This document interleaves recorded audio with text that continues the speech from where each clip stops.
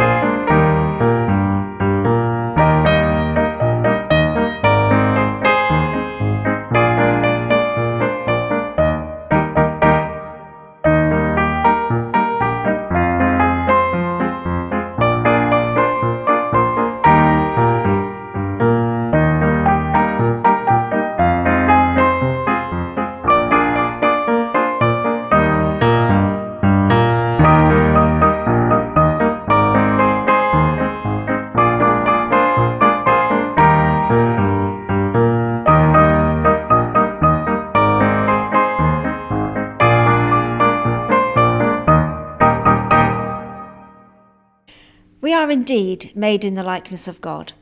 Genesis 1 tells us this very simple but profound truth. Then God said, "Let us make mankind in our image, in our likeness." So God created mankind in his own image. In the image of God he created them. Male and female he created them. The psalmist also writes that we are fearfully and wonderfully made. That assures us that we are special to God.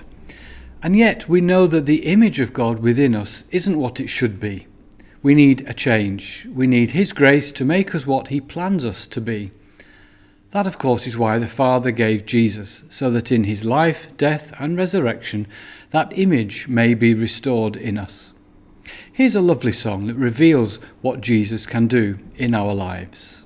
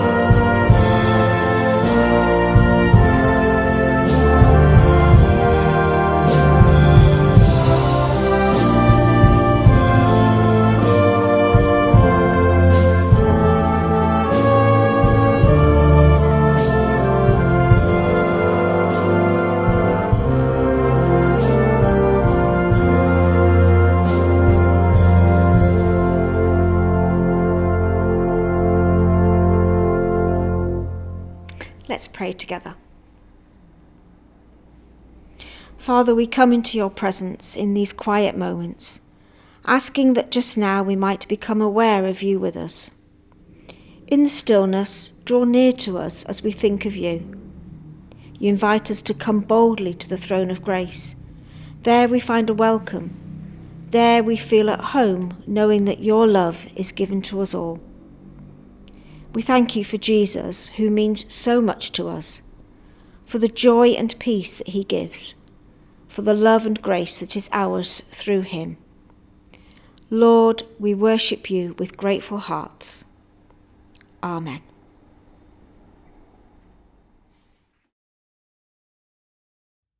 John chapter 10.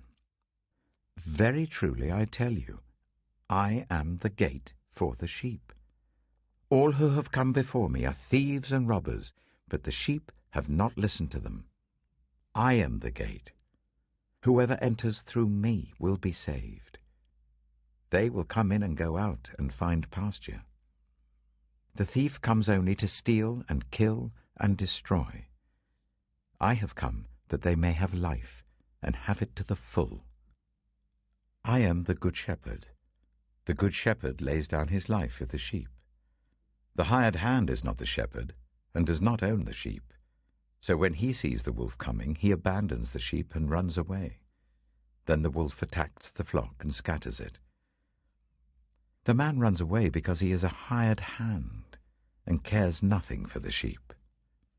I am the good shepherd.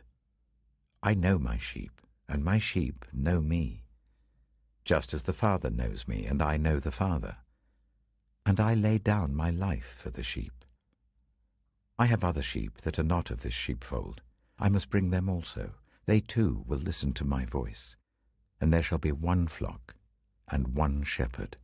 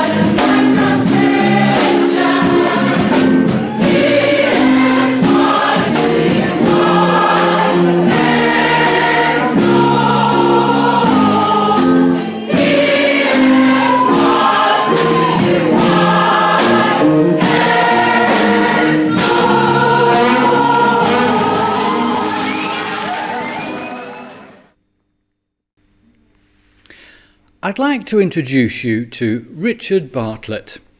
He was born on the 17th of November 1873 in Brighton. His mum and dad were Henry and Elizabeth, and he had an older sister called Caroline, who was born the year before him. Caroline was my great-grandmother, and so Richard was my great-grand-uncle. On the 2nd of January 1874, Henry and Elizabeth took him to church, and he was christened. I can imagine it was a cold day, perhaps it even rained or even snowed, but what a lovely occasion as family and friends gathered for the service. Now, I've had this picture for quite a few years now. It's grey and blurry. What is he, about 11? I wonder what he was like. Was he a good boy? Was he polite? Did he play cricket? Did he do well at school? Did he go to Sunday school? I know he married and had a daughter, but what was he like? I don't know. The details are as sketchy and as grainy as his picture. As Henry and Elizabeth watched him grow, what other influences shaped young Richard's life? Relatives, friends, school, of course, then colleagues at work. Once a child gets to Richard's age, as we see in the photo, influences and outside pressures begin to have an effect. Bad company, the opinions of older people, things seen and heard. Being a parent isn't easy when other people start to shape a young life. And that's why we do what we do as Christian parents or a church fellowship. We teach and nurture our children in the faith, because we want to ensure that they have the best influence in today's world, a godly influence. There is so much that would help us, but so much that would not be helpful. In fact, it might oppose the way we want to bring up our children. You'll know the hymn that contains these words, "Oh, let me feel thee near me, the world is ever near. I see the sights that dazzle, the tempting sounds I hear."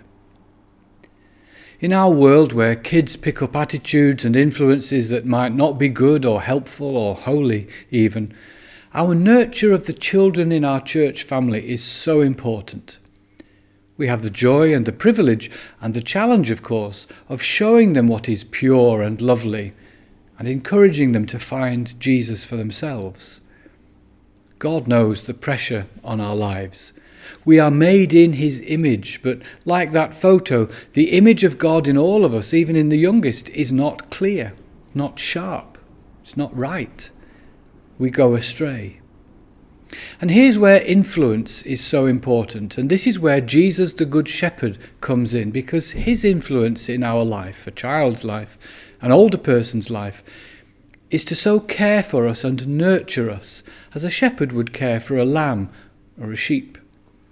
We talk about the shepherd who will lead us beside still waters, green pastures, through the valleys. We learn to trust him, and life is full. That's the influence we want for ourselves, let alone our children. But Jesus says that there is another influence. The thief, he says, comes to steal. Well, who is this thief? Well, there is one in this world who uses all kinds of methods. He uses them on our children. He uses them on us. Subtle thoughts, quiet opinions that filter through, dangerous attitudes that seem right for a time, but then turn out to be unhealthy, godless thinking. We see it in the media, in the schools, in our streets. These things are changing our culture. And I want to say that for a while we didn't see it happening, but have you noticed it's always the young that are targeted? There was a certain type of march a couple of weeks ago, and they were chanting. Now, I'm not going to repeat it all, but they ended with the phrase, "We're coming for your children." And suddenly what seemed to be a slow change in society has burst upon us as if we didn't see it coming. And Jesus said, the thief comes to steal and to destroy. He takes innocence, he takes truth, he takes hope. And the word thief in the original Bible language that Jesus used means a thief who comes stealthily, undercover, not an armed robber in full view, but someone who steals without you knowing. It's like a trusted relative who over the years has been taking from your account without you knowing. And because the thief comes to steal, Jesus is saying, the lambs don't reach their potential. They remain undernourished, neglected, and they die. The influence of this world doesn't allow the image of God to grow in our lives, and we never become the person that God intended us to be. We stay like the picture of Richard. The true person cannot be seen. Oh, says Jesus, but I am the good shepherd. I'm not a thief whose influence takes away. I am the good shepherd who gives life, abundant life. I am the shepherd who feeds, who guides, who provides and protects. I am the shepherd who walks alongside you in the valleys. The thief will take away and will spoil, but I will give you life to the full. That phrase, to the full, other Bibles have more abundantly, life in all its fullness. And one Bible translates it, more and better life than they ever dreamed of. This is life that is literally well-rounded, complete, whole, surprisingly satisfying. It's the image of God being restored so that what was underdeveloped, what was less than it should be, becomes complete as Jesus forgives and heals, transforms and blesses. A few weeks ago, I paid a price and downloaded an app onto my phone. Guess what it does? It takes your old photos and it repairs them and enhances the image, and if it's a black and white photo, will colour it for you. Yes, Richard, for years you've looked like this, but that's not who you are. This is who you are. The image is transformed. The image is restored.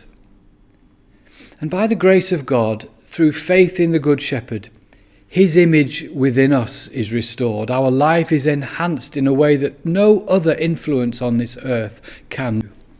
The thief takes away, but only Jesus gives. The thief reduces, but Jesus builds up. The thief takes away potential, but in Jesus we become what God has planned. The devil's a liar. But Jesus is the way, the truth, and the life. And that's what we want for our children. And it's what God offers to each one of us as well as we follow the Lord who is our shepherd. Life in all its fullness, life that lasts for eternity, it only comes through Jesus. And he asks simply that we don't listen to the subtle voices, those tempting sounds, but that we just trust in him and in his goodness alone.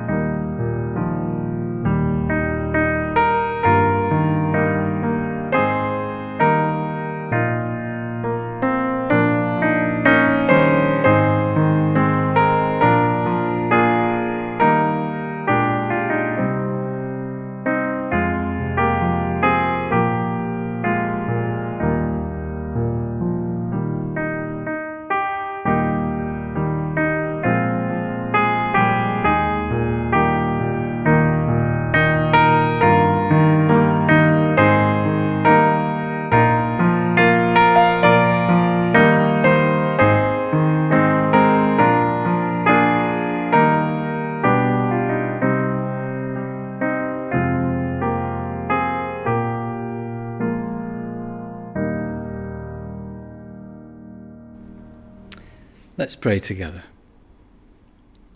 Lord Jesus, you are the Good Shepherd, the one who knows and loves us, cares and provides, guides and restores.